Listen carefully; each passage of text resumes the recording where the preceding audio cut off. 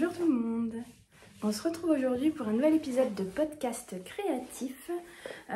Ici on va parler tricot, on va parler tricot, laine, un peu broderie. Moi c'est Clémence, vous pouvez me retrouver donc ici sur YouTube de manière aléatoire pour des podcasts, sinon sur Instagram et sur Ravelry. Toutes les infos sont dans la barre de description, que ce soit pour savoir où me retrouver et savoir aussi de quoi je parle. Si jamais quelque chose manque à l'appel, n'hésitez pas à me laisser un commentaire, en me posant une question et je vous répondrai. Donc j'étais venue vous voir il y a à peu près 3 semaines où je vous avais repris un peu les podcasts et je vous avais présenté les différents projets en cours et terminé, enfin en cours c'est sûr. Est-ce que je vous ai montré des projets terminés? Oui, je crois aussi. Donc là on va poursuivre avec ce qui était en cours la dernière fois. Certaines choses sont terminées, certaines choses sont encore en cours. J'ai un nouveau projet sur mes aiguilles et j'ai eu pas mal de rentrées de laine ce mois-ci. Donc voilà, on va découvrir tout ça ici. Je vous propose de commencer tout de suite avec le projet terminé. J'en ai un seul. Je me tourne, hop.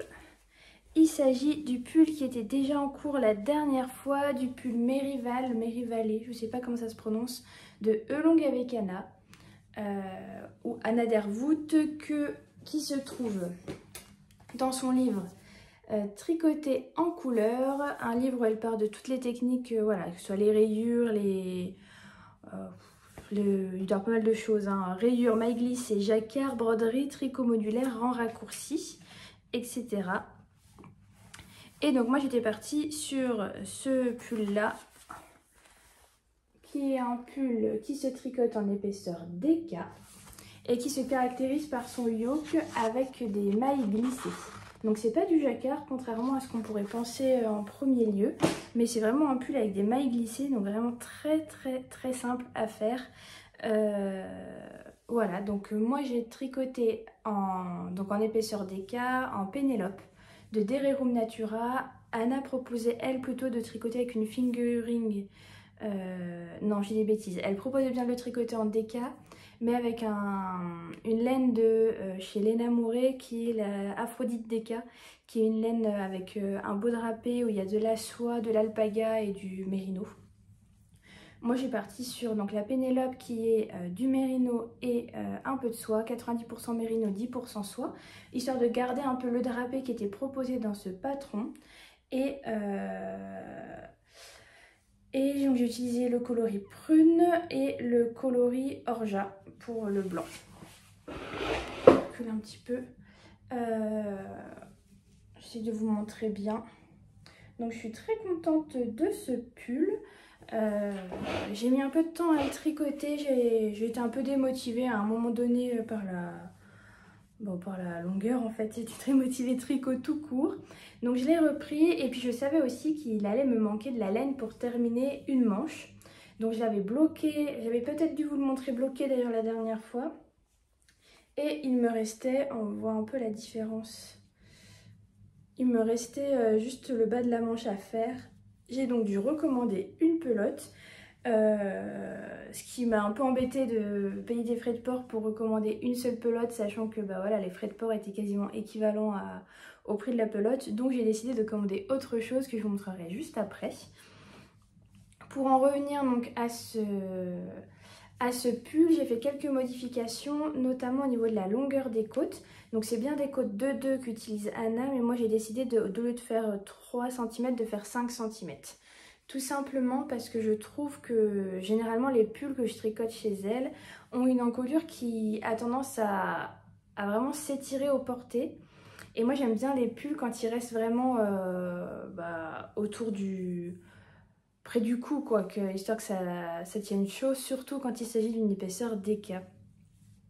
Donc j'ai fait ça, et donc pour aller avec, j'ai aussi modifié la longueur au niveau des poignets et au niveau du bas du pull. Je vous ai peut-être pas dit, mais il se tricote de haut en bas. Donc on commence par les côtes, ensuite il y a ce yoke où on alterne les rangs classiques et ce motif donc en mailles glissées. Les augmentations du yoke se font ne se font pas pendant les mailles glissées. Ensuite, on met en attente les manches. On tricote en rond le bas du corps jusqu'à arriver aux côtes. Pareil, on reprend ensuite les mailles de la manche. On relève des mailles sous les bras et c'est en rond. Et deuxième modification que j'ai faite, c'est que au niveau des diminutions, elles étaient plus fréquentes dans le modèle. Plus fréquentes. Et moi, j'ai voulu me simplifier un peu la vie. J'ai fait des diminutions tous les 10 rangs. Donc c'était... moi, ça faisait à peu près tous les 3 cm, alors que dans le patron, c'était tous les 2,5 cm. Mais c'était vraiment histoire de me simplifier la vie. Faire tous les 10 rangs, c'est beaucoup plus simple pour moi. Je mets tous les 10 rangs, voilà, un petit... je sais que c'est tous les 10 rangs. Alors que si je fais tous les 7 ou 8 rangs, je sais jamais où j'en suis. Il suffit que je pose mon tricot, j'oublie. Donc voilà. Donc deuxième modification. Ensuite, qu'est-ce que j'avais fait d'autre? Ah oui, et puis pour revenir au bon nombre de mailles, j'ai fait un rang ici de diminution un peu plus rapprochée, histoire de retomber sur le bon nombre de mailles pour le poignet. Donc ce que j'aime bien, c'est ce côté-là où la manche, c'est pas non plus une manche bouffante, mais c'est une manche qui est plus large que donc ce qui était prévu. Je vous remonte la version d'Anna. Est-ce qu'on voit? Bon, on voit pas franchement, mais on voit peut-être plus sur son dessin ici, où les manches, il y a vraiment des diminutions tout le long et elles sont un peu plus fitées, on va dire plus proches du corps, alors que moi je préfère quand les manches sont légèrement plus lâches et que on resserre au niveau du poignet. Et ensuite j'ai fait pour rabattre, que ce soit là au niveau des manches ou au niveau du bas du corps, j'ai fait un rabat à l'italienne avec un rang préparatoire avant. Comme il s'agit de côte 2-2, j'ai d'abord fait un rang juste en glissant les mailles, en alternant, voilà, en faisant une petite manipulation, histoire d'avoir bien une maille endroit, une maille envers, une maille endroit, une maille envers, histoire que mon rabattage à l'italienne soit plutôt esthétique. Voilà. Donc moi c'est vraiment le rabattage que je préfère. J'aime pas du tout rabattre classiquement, j'aime bien faire les rabattages à l'aiguille. Je trouve ça beaucoup plus plaisant. Sinon moi je suis bien descendue en taille d'aiguille. Je tricote toujours plus lâche, donc j'ai tendance à diminuer d'une taille. Voilà, quand le patron est proposé en 3,5, j'ai tendance à tricoter en 3,25. Là je suis descendue un peu plus parce qu'en fait la Pénélope de Dereum Natura, même si elle est vendue en tant que laine DK, moi je trouve que c'est pas vraiment une DK. Alors j'ai plus, si, j'ai plus le métrage en tête, mais j'ai l'étiquette. J'ai l'étiquette du blanc. Donc c'est 133 mètres pour 50 grammes. Alors que plutôt une DK, ça va plutôt être, que je dise pas de bêtises, 100 mètres pour 50 grammes. Donc celle-ci est plus longue, donc plus fine. Ce qui fait que je trouve qu'on est plutôt sur une épaisseur sport que DK. Et j'ai donc dû bien descendre au niveau de la taille d'aiguille. Là, elle le propose. Elle dit qu'en 3,75, moi je l'ai tricoté en 3,25 et donc en 3 pour les côtes. Donc voilà, d'où le fait que c'était un peu plus long que ce que j'avais prévu. Au niveau de la longueur, j'ai respecté ce qui était préconisé, donc au niveau de la longueur du corps, la longueur des manches également. Et j'en suis contente, je trouve qu'il est pile ce qu'il vaut, c'est-à-dire qu'il n'est pas trop long, vu qu'il est bien, il est vraiment très large. Il y a une bonne aisance positive, donc vu qu'il est bien large, j'aime bien quand ils sont pas trop longs et par contre que les manches soient à la bonne longueur. Voilà. Bon. Sinon, j'ai mis une étiquette aussi pour parce que ça je tarde toujours à le faire et si je le fais pas dans la foulée je n'arrive plus à savoir où est le devant, où est le dos. Bon là avec les rangs raccourcis c'était plutôt visible, hein. Là vous voyez il n'y a pas beaucoup de rangs avant de commencer les mailles glissées, alors que dans le dos on a une plus grande longueur. Mais j'ai quand même fait dans la foulée, je me suis dit allez je me motive. J'ai donc mis cette étiquette, il me semble que c'est une étiquette Ikati, oui. Qui vient de cet assortiment là de chez Ikati, assortiment Cozy. Je l'avais eu en 2 exemplaires, donc ce qui fait que il me reste encore une. Mais c'est un assortiment où il y avait donc celle-ci, le petit bisou magique que j'adore. Donc évidemment, il y avait celle que j'ai utilisée là. Là, c'est encore la même. Il y a celle-ci, Good Mood, que j'ai hésité à mettre celle-ci. Et on a le petit chat que j'ai déjà utilisé sur un pull. Donc là, voilà, j'avais hésité entre le Good Mood et le Joli. Et je trouvais que le Joli allait très bien avec ce pull. Voilà, en parlant étiquette, je suis plutôt une fan des étiquettes. J'ai pas mal de stock. Petit aparté étiquette, hein. J'ai celle-ci Handmade que j'ai déjà utilisée aussi sur un pull. Celle-ci unique, mais celle-ci c'est plutôt des étiquettes qui sont à double...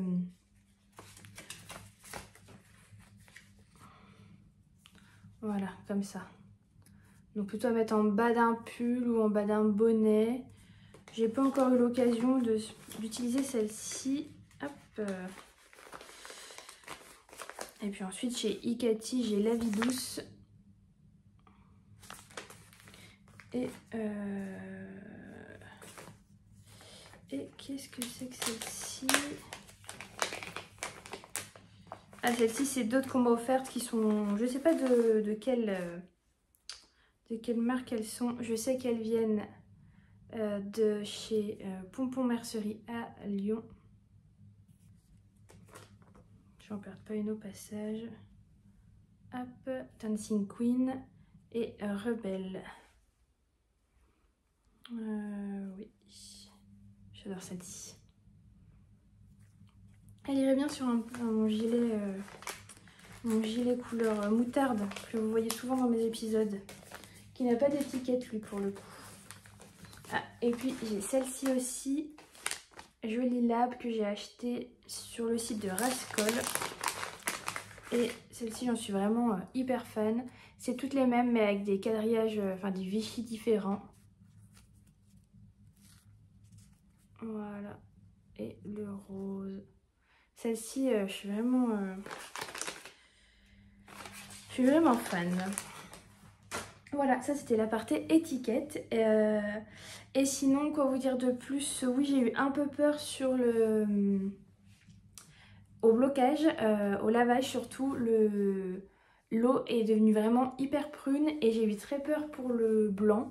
Là de loin vous n'allez pas forcément vous en rendre compte. Moi je le sais parce que j'ai vu l'eau du bain, donc c'était pas possible que le blanc reste blanc. Le blanc est maintenant légèrement rosé, mais je suis pas sûre que ça se voit bien à la caméra. Moi je le vois, mais le blanc n'est plus blanc, le blanc il est rose. Bon, ce qui choque pas, ça contraste quand même. Mais voilà, juste vous méfiez si vous voulez vraiment faire quelque chose à rayures, je pense que là ça pourrait poser problème. Voilà, ça c'était pour le premier et seul projet terminé. J'ai rien terminé d'autre là en 3 semaines. Il faut dire que j'ai pas été très... J'ai bien été motivée à avoir plein d'idées de projets, mais j'ai pas été motivée à terminer mes projets. Donc la dernière fois en cours, j'avais mes chaussettes I Heart Socks de Charlotte Stone, qui vient de son livre alors Chaussettes pop à tricoter, qui a été beaucoup vu plutôt en anglais. Moi j'ai la version française, mais c'est Charming... oh je sais plus, bref, il y a la version anglaise et la version française. Moi j'ai la version française et je fais ces chaussettes là qui sont en couverture, qui ont beaucoup été vues ces derniers temps hein, sur les réseaux sociaux. Donc moi je la tricote avec une laine de Langue, je vous en donne l'étiquette, la Javol Superwash de chez Langue, en coloris 0007 pour le bleu et en coloris 279 je crois pour le... Où c'est qu'il y a le nom? 219 pour le rose violet, le parme on va dire. Donc c'est une chaussette qui se tricote des côtes, enfin de la cheville jusqu'à la pointe, avec un talon en rang raccourci. La dernière fois, j'avais pas dû faire le talon quand je vous l'ai montré. J'ai eu un petit peu de déconvenue avec ces chaussettes. C'est que habituellement, moi je tricote mes chaussettes en aiguille 2,25 et en taille... Alors c'est là qu'il y a l'hésitation, c'est que mon Ravelry n'est pas hyper bien rempli en ce qui s'agit des tailles d'aiguilles, je me suis rendu compte ces derniers temps. Donc avant je tricotais mes chaussettes en 56 mailles. Mais il me semble que c'était quand je tricotais avec des aiguilles 2,5. Maintenant je tricote avec des aiguilles 2,25 et je suis plutôt sur un 64 mailles. Donc bref, j'ai monté par habitude un 56 mailles en me disant que de toute façon le jacquard dans les patrons de Charlotte Stone, elle augmentait tout le temps la taille, le nombre de mailles quand on fait du jacquard. Or pour la taille 56 mailles, ça n'était pas augmenté, tout simplement parce que au niveau, il faut que ça reste proportionnel à la taille de la grille de jacquard.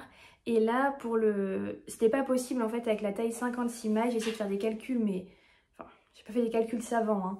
Mais au niveau de la taille 56 mailles, si on voulait tomber sur un chiffre au-dessus tout en restant proportionnel au jacquard, on tombait en fait sur vraiment une beaucoup plus grosse taille, c'est-à-dire que on tombait sur la taille 64 mais augmentée. C'est pas hyper clair, mais globalement, pour la taille 64 mailles que je fais, il me semble qu'on tombe sur un 72 mailles. Alors, que je vous dise pas de bêtises, je revérifie, hein.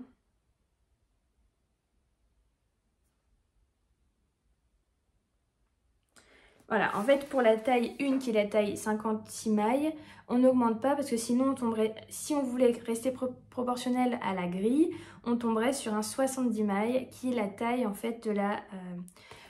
qui est le nombre de mailles qu'on obtient si on fait la taille 64 mailles et qu'on augmente pour faire le jacquard. Donc globalement, il n'y avait pas de juste milieu. J'aurais dû lire le patron avant de me lancer et à ce compte-là, j'aurais pas fait un 56 mailles. Donc, ce qui s'est passé, c'est que j'ai tricoté une bonne partie de la chaussette en donc 56 mailles, qu'évidemment, c'était bien trop petit, même si j'ai tricoté avec des aiguilles 2,5, donc beaucoup plus, plus lâche que ce que je fais habituellement. Donc, et c'était trop petit, et c'était lâche là au niveau du jacquard, c'était pas beau.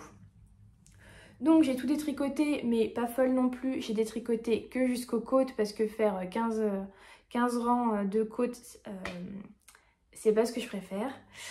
Donc, je suis restée, j'avais tricoté en 2,25 les côtes et j'étais passée en 2,5 à la base pour le jacquard et là je suis restée en 2,25 pour le jacquard mais en passant à 70 mailles. C'est mieux. J'ai pas essayé depuis que j'ai fait le talon, j'avoue. Donc, je trouve que c'est mieux.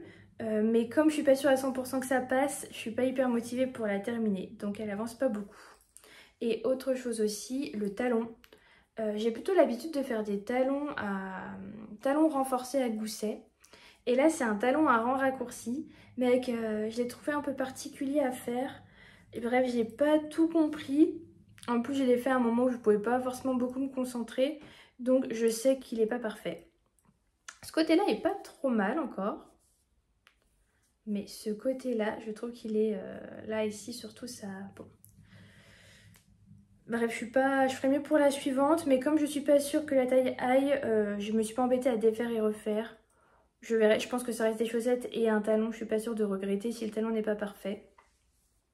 Et donc là, j'ai continué sur le jacquard. Je pense que je suis pas loin de terminer et d'arriver à la pointe. Moi, je fais un 37, donc je fais pas des longs pieds. Pour le jacquard, normalement, il nécessite de croiser ses fils. Vous voyez venir avec le normalement, c'est que moi j'ai pas croisé mes fils. J'aime pas croiser mes fils parce que je trouve que ça resserre le jacquard et ma tension n'est pas trop mauvaise sans croiser. Je fais attention à bien être à être régulière. Alors là, je vous montre évidemment du côté où il y a un fil. Mais voilà, j'ai pas croisé. Je trouve que l'élasticité est bonne. Que le jacquard il est bien. Donc voilà, même s'il y a quand même des endroits où il y a beaucoup de mailles. Là je vois par exemple ici là. juste sous le motif, l'espèce de petit carré là, losange. Dessous là il y a beaucoup de mailles bleues avant de refaire des mailles parmes. Donc c'est un peu, il faut être attentif, pas être trop serré sur ses aiguilles. Donc on verra. Mais c'est vrai que moi j'aime pas du tout croiser, je trouve que ça se voit déjà. Peut-être que j'ai pas la bonne technique, mais même quand je regarde les modèles ou sur Ravelry, les personnes qui font ces modèles où il faut croiser, je trouve que ça se voit, surtout porté, et que ça resserre. Donc voilà, je préfère faire comme ça. Puis après, si la tension n'est pas bonne, je saurai à qui m'en prendre. Autre chose, entre 2 répétitions, moi je mets des petits marqueurs, comme ça m'évite de devoir compter tout le temps. Je sais où j'en suis et si je me trompe, je le vois tout de suite avant la fin du rang en fait. Je m'en rends compte rapidement. Là maintenant, le jacquard, je le connais par cœur. Donc j'arrive à me repérer et à pas avoir besoin du patron. Et donc je tricote en mini circulaire de chez Xiaogu en 2,25. Et là c'est un bloqueur de chez Adi qu'on m'a offert. Parce que j'utilise beaucoup les bloqueurs un peu, je sais pas, comme un peu tout mou là, les petites boules. J'en ai pas ici. J'ai un bazar, mais non, j'ai pas ça. Les petites boules, j'ai pas le nom, mais voilà, qu'on plante. Sauf qu'avec les aiguilles 2,25, le trou est trop grand, donc la boule s'en va et donc ça sert à rien. Là, comme c'est un bloqueur avec ça comprime en fait, ça fonctionne mieux, même si, si je veux, je peux le faire glisser. Mais bon, ça va beaucoup mieux, ça m'évite de perdre mes mailles. Donc ça, c'est la chaussette 1. Voilà, donc il faut... Bon, je suis plus très motivée parce que d'une, je suis pas sûre de la taille et de deux, il fait super beau en ce moment. Donc c'est pas la saison pour porter les chaussettes. Alors je sais bien qu'on est qu'au mois de mars et qu'on peut avoir encore froid. Mais franchement là ça donne pas envie de terminer mes chaussettes, voilà. Donc ça c'était pour un de mes projets en cours. J'ai un deuxième projet en cours dont je vous avais parlé la dernière fois, qui était en pourparler avec mon esprit. Donc il s'agit du top Dolce Vita de Atelier Emily, qui est un top qu'elle propose aussi en version t-shirt, qui moi je trouve est plutôt original. Alors je suis pas sûre que vous voyez bien, hein, mais de par sa forme où l'encolure est carrée, enfin rectangle, et pas ronde quoi. Et moi j'aimais bien ce côté là. Je vais essayer de vous insérer une photo si j'y pense juste là, histoire que vous puissiez vous rendre compte si vous ne connaissez pas ce patron. Donc c'est un top qui se tricote en épaisseur sport en théorie. Ensuite, oh pardon, je baille. Donc en épaisseur sport en théorie. Et donc moi je me suis grandement inspirée. Elle a un autre top, je sais plus comment il s'appelle, le Cadaqués.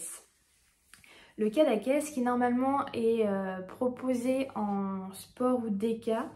Et elle l'a fait en version fingering, en cachemire, qu'elle utilise plutôt en... Il y a plusieurs photos sur Instagram que j'ai bien aimées où elle utilise sous une chemise ou sous un pull, vraiment en tricot de corps si on peut dire, pour avoir chaud sous ses pulls l'hiver.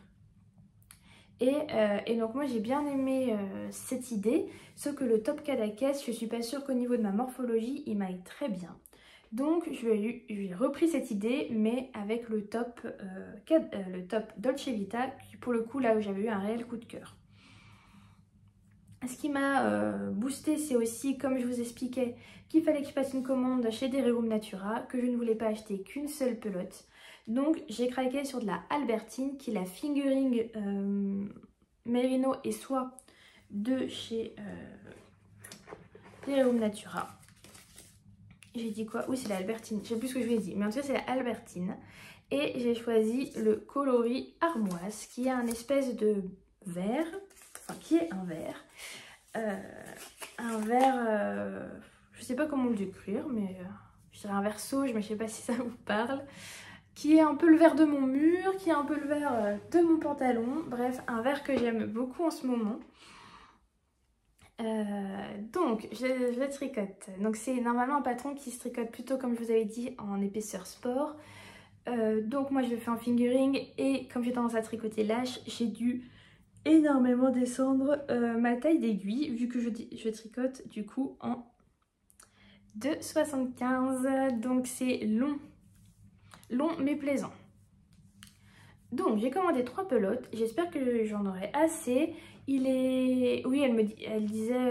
Donc là j'ai 600 mètres et il me semble que pour la taille que je fais, on était largement bon. Sachant que comme je tricote avec des aiguilles plus petites et en fingering, je vais avoir sûrement besoin d'un peu plus de métrage. Donc là, ça roulotte, c'est pas terrible à vous montrer. Au niveau de la construction, on commence par faire une bretelle. Et on fait des augmentations. Je l'ai commencé il n'y a pas longtemps, je me souviens déjà plus. Non, je sais qu'on tricote chaque bretelle à part. Donc on commence par les bretelles du dos, une bretelle, la deuxième bretelle et ensuite on vient monter des mailles pour rejoindre donc les bretelles. On tricote quelques rangs en aller-retour et on met en attente. Ensuite on fait pareil pour le devant. On relève des mailles au niveau des épaules, on fait une épaule, une deuxième épaule. Là, on fait un jeu d'augmentation et on monte des mailles au milieu pour faire le devant. Sachant que le devant est plus bas que le dos, donc on tricote un peu plus de rangs avant de rejoindre en rond. On monte des mailles sous les manches et on rejoint en rond. J'arrête pas de bailler. Et donc... Et après, on tricote. Après, c'est que du en rond et du zéro cerveau, en gros. Là, hier, je suis arrivée à la fin de ma première pelote au niveau du corps. Donc, j'ai décidé de faire les finitions. Donc, j'ai fait la bordure au niveau du décolleté et du dos. Il y a plusieurs propositions faites. Soit on fait un alicorde, soit on fait une finition simple, soit on fait une finition picot. Ce que j'ai décidé de faire, donc c'est un rabat picot, plutôt facile à faire, un peu long parce qu'en fait une maille sur deux est tricotée 3 fois avant de la rabattre, mais plutôt plaisant à faire. Moi j'aime bien, c'était ce qui me plaisait dans ce top. Donc là ça roulotte, je pense qu'il va avoir besoin d'un bon blocage pour qu'il parte dans le bon sens, ce rabat. Mais voilà, donc moi il me reste plus qu'à faire au niveau des finitions les manches. Pour les manches c'est juste je crois 2 rangs de côte 1-1 et on rabat. Donc ça va être vite fait aussi. Et comme ça après j'aurai plus qu'à dérouler le corps et je préfère une bonne gestion de mon fil. Voilà, donc moi j'aime beaucoup le tricoter, c'est plaisant, j'aime beaucoup la laine, j'adore la couleur. Donc il n'y a plus qu'à, je pense qu'il sera quand même assez vite terminé vu que j'ai pas grand chose d'autre sur mes aiguilles, que j'ai envie de tricoter. Enfin j'ai les chaussettes mais je suis pas hyper motivée pour les tricoter pour le moment. Est-ce que je vous ai tout dit sur ce patron? Donc Atelier Émilie ou Émilie Louis, Dolce Vita, la laine je vous ai dit, je pense qu'on est bon. Bon de toute façon tout est dans la barre de description si jamais il me manque des choses. Ensuite qu'est-ce que j'avais d'autre à vous dire? J'ai fait ma petite liste. Je pense qu'après on va passer sur la partie remplissage du stash. J'ai eu beaucoup de laine ces derniers temps qu'on m'a offert ou que j'ai acheté. D'ailleurs je reviens, j'en ai oublié une, j'arrive.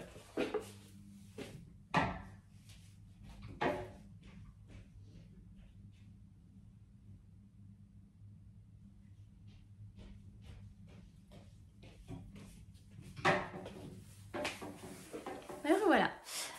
Donc comme je vous disais, j'ai eu pas mal de rentrées dans mon stock ces derniers temps. Déjà, premièrement, je sais plus si je vous en avais parlé, mais je m'étais fait un calendrier, enfin on s'était fait un calendrier de l'avant-après du coup, avec ma meilleure amie Lisa qui est aussi tricoteuse. Donc dans ce calendrier, j'ai eu un peu de laine. Et je suis vraiment fan de la laine que j'ai eue. J'ai eu déjà un mini de 20 grammes, j'ai pas le nom du coloris, qui a, je pense, été teint par la mercière de Pompon Girl Mercerie à Lyon. Donc un joli rose avec des nuances de violet, de rose plus clair, rose plus peps. Et un violet bleu, très joli aussi. Et je trouve que les deux, ils matchent quand même. Ils peuvent être utilisés séparément, mais ils matchent. Et j'ai eu dans ce même calendrier de l'avant-après, celle-ci. Et ça, j'en suis complètement amoureuse. C'est de la Life is the Long Grass en fine socks, donc 435 mètres pour 100 grammes. Donc une light fingering en version un peu, comment dire, arc-en-ciel, sur une base blanche avec plein de speckles bleus, du violet, du rose, du jaune. Voilà. Et ça, c'est une laine, j'adore cette laine. Notamment, elle me fait beaucoup penser à la laine qu'il y a chez Artemis Yarn. Je ne sais pas si vous connaissez, c'est une teinturière de laine qui fait beaucoup de laine très, je vais dire arc-en-ciel, mais globalement, elle a beaucoup de nuances comme ça. Elle a celle-ci qui est constamment en précommande et en rupture. Ça fait des mois que j'aimerais l'avoir, cette laine-là, chez elle. Mais dès qu'il y a une précommande, le temps que je vois le mail, c'est trop tard. Et ça ressemble vraiment à celle-ci. Et le hasard fait que quand j'ai ouvert cette case-là, ce jour-là, la veille, j'avais reçu un mail de Artemis Yarn qui faisait une précommande pour sa laine comme ça et des mini arc-en-ciel. Je vous mettrai pareil la photo ici. Et donc ces mini arc-en-ciel, je les ai achetés parce que je veux me faire un projet où il y a cette laine-là en principal et des mini arc-en-ciel. Pour le coup, ils sont pas comme ça, ils sont de plein de couleurs. Il y a du rose, du jaune, du bleu, globalement toutes les couleurs qu'il y a là-dessus en mini, avec 5 mini. Et donc, ils étaient encore en stock, je les ai immédiatement pris en me disant qu'ils allaient aller super bien avec ça. Voilà, là je suis partie dans l'idée de faire un châle avec, à voir si je reste sur un châle ou si je fais autre chose, mais j'attendais toujours qu'en fait sur le site d'Artemis Yarn qui est à la fois les mini et à la fois les chevaux pleins comme ça s'est jamais présenté. Là j'ai un écheveau plein équivalent, je prends les mini et on verra ce que je fais. J'ai pas vraiment l'habitude d'acheter des choses sans savoir quoi en faire, mais là c'était un craquage. Donc j'attends avec impatience qu'ils arrivent. Donc voilà, ça c'est la rentrée stache qui n'est pas de mon fait, hein. Voilà. Et ensuite il y a une rentrée stache qui est vraiment absolument de mon fait, mais un peu la faute de ma copine aussi, hein. C'est que on s'est fait une journée boutique de laine. On est allé à Lyon, on a fait la boutique de The Woolly Skein et la boutique de Pompon Girl Mercerie. Et on a commencé par The Woolly Skein où il y avait 2 écheveaux célibataires qui allaient, je trouve, très bien ensemble et ça m'embêtait de les laisser. Clairement, je trouvais ça triste, voilà. Donc, il s'agit de ces 2... Alors, ils sont déjà en pelote parce que j'ai pas résisté. Je voulais tout de suite monter un projet avec. Donc, il s'agit de 2 pelotes en base Fingers Crossed. Donc, sa base Merino Fingering en coloris Nectar pour le rose et en coloris Punky Brewster pour le blanc. Je suis désolée pour la prononciation. Et donc c'est marrant, ils n'ont pas la même étiquette parce que là c'est sa vieille étiquette et ça c'est son nouveau logo. Donc voilà, j'ai l'impression d'avoir 2 laines différentes, enfin 2 bases différentes alors que c'est bien la même base. Donc il y a ce rose un peu mi-corail, mi-pêche je trouve. Et ce blanc avec, enfin plutôt écru, avec des speckles plutôt rose, un peu orange, mais orange pâle, plutôt abricot, pêche. Et voilà, j'ai adoré, ils sont d'une douceur, vous n'avez pas idée. Donc, je me suis dit, bon, et ben, je vais me faire un châle. Voilà, 2 écheveaux, je vais me faire un châle. J'avais plusieurs idées en tête. Le châle Kumi de Lilofil, Bérangère Caillot sur Ravelry, qui est un châle, pareil, si j'y pense, je mets la photo ici, un châle à 2 écheveaux avec des rayures, une alternance, en plus elle le propose un peu dans les mêmes coloris, une alternance de 2 couleurs, et plus on avance, plus les rayures on commence, imaginons avec du blanc, des larges rayures blanches et des petites rayures roses, et au fur et à mesure les rayures s'inversent, et on finit avec beaucoup de rose et un jeu de dentelle. C'est un châle asymétrique comme j'aime bien. Donc je pensais partir soit là-dessus, soit sur le châle de Laine Amourée, qui est le châle Céleste, qui est un châle bicolore mais en jersey réversible, où en fait on a vraiment un côté totalement blanc et un côté totalement rose. C'est un châle, donc je pensais partir là-dessus, j'ai commencé à le monter mais j'étais pas hyper convaincue de ce côté bicolore, je savais pas si ça allait me plaire.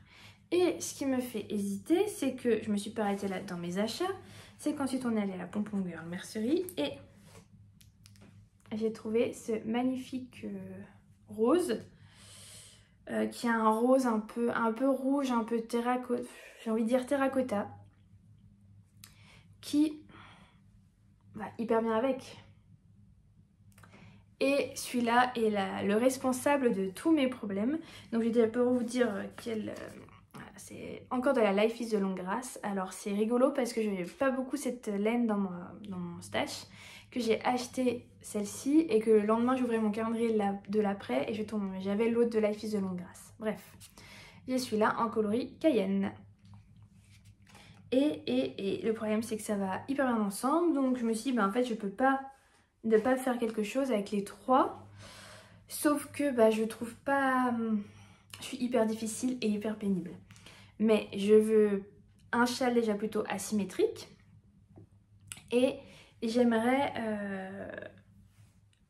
surtout utiliser mes 2 écheveaux là parce que j'ai vraiment le même poids, c'est la même qualité de laine, etc. Mais j'aimerais mettre des touches de celui-ci.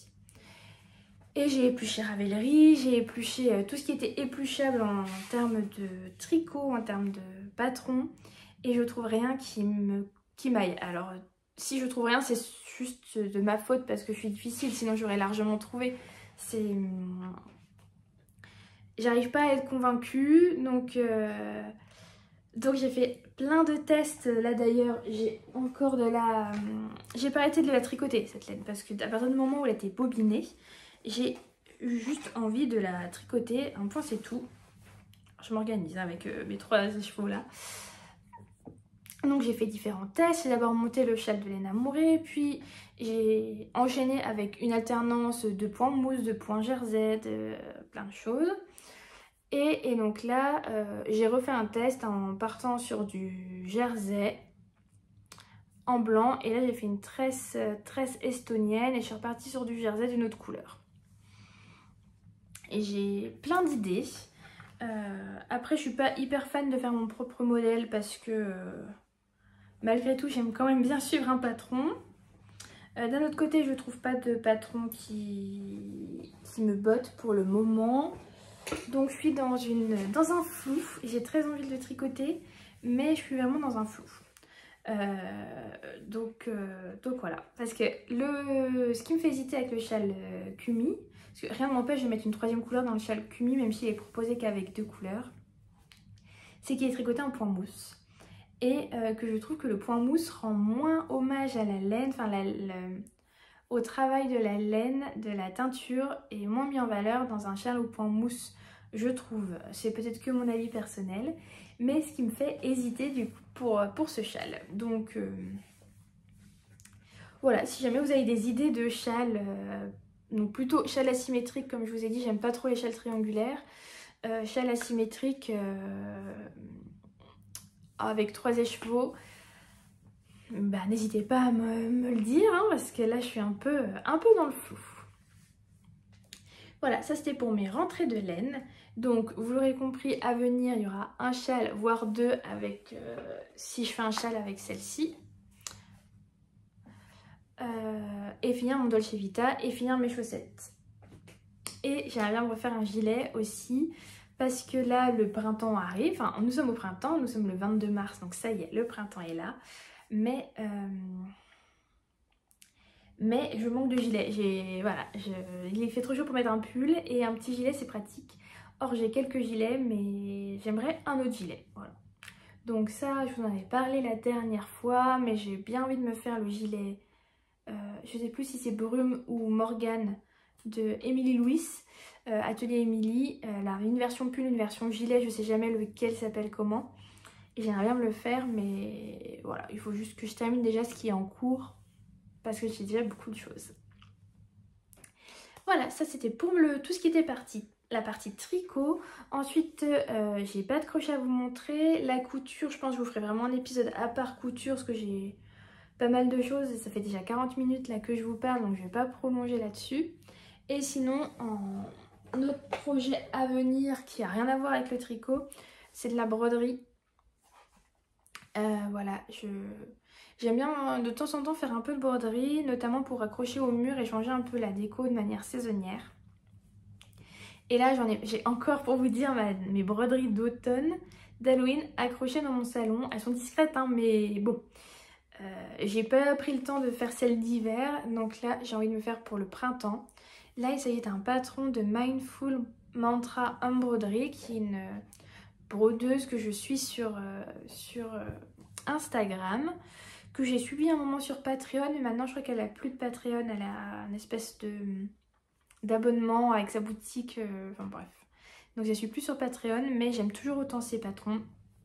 Celui-là me faisait de l'œil depuis un moment, donc je l'ai acheté. C'est quand même pas donné, enfin j'ai conscience de tout le travail qu'il y a derrière. Le patron est hyper complet parce qu'on a vraiment de la théorie sur les points, on a les couleurs, quel point faut faire où, avec combien de brins. Donc le patron est complet, mais je trouve que 8 € pour un patron de broderie vs les patrons de tricot sont généralement moins chers, alors que je pense quand même qu'il y a beaucoup plus de travail. Voilà, je trouve ça un peu cher. Donc j'ai acheté pour soutenir cette designeuse de broderie, on va dire. Et voilà, mais globalement 8 € pour ça, même si j'ai conscience qu'il faut qu'elle se rémunère, je trouve que c'est un peu cher, donc j'achèterai pas des patrons tous les jours de broderie. Donc ça, objectif, le faire, sauf que j'ai pris mes différents, j'ai plusieurs comme ça rangements de fils à broder et j'ai pas les couleurs qu'il me faut. C'est-à-dire que j'ai pas de vert, j'ai quasiment pas de vert dans mes fils et je voulais vraiment le faire un peu comme le patron avec du vert. Même si je suis dans la période rose et le rose irait bien, mais faire des feuilles en rose, je suis pas sûre que ce soit très joli. Et oui, donc là c'est le tissu, c'est un coupon que j'ai depuis des années, que j'utilise pour ma broderie, qui est hyper pratique. Et ça c'est un petit aimant à aiguille pour pas perdre mon aiguille. Voilà, voilà, c'est pas forcément la bonne aiguille que j'ai hein, mais bon, voilà, c'est bien pratique pour pas perdre son aiguille, parce que ce qui me pose problème avec la broderie, c'est perdre son aiguille dans le canapé, c'est un peu pénible. Voilà pour les différents projets. Je crois que je vous ai parlé de tout. J'ai un peu blablaté parce que j'avais pas beaucoup de tricot à vous montrer et ça fait quand même 40 minutes que je vous tiens, 43 minutes pour être précise. Donc voilà, j'espère que cet épisode vous a plu. Voilà, je vous dis à bientôt. Tricotez bien, brodez bien, faites plein d'activités créatives. Je sais pas si vous êtes comme moi, mais avec l'arrivée des beaux jours, ça vous donne plein d'envie. Là, moi, mes envies débordent, mon cerveau explose. Ça m'arrive jamais d'avoir 3 projets sur mes aiguilles et là j'en ai déjà 2 et je suis en train de monter un châle, donc bon. Là c'est parti. Je pense que pour un petit temps, enfin petite période où le mode créatif est au plus haut, d'où le fait qu'il y ait eu 2 épisodes en un mois, ce qui est plutôt incroyable. Donc voilà, je vous dis à la prochaine en espérant que ce mojo tricot ne s'échappe pas. D'ici là, prenez soin de vous et puis à bientôt.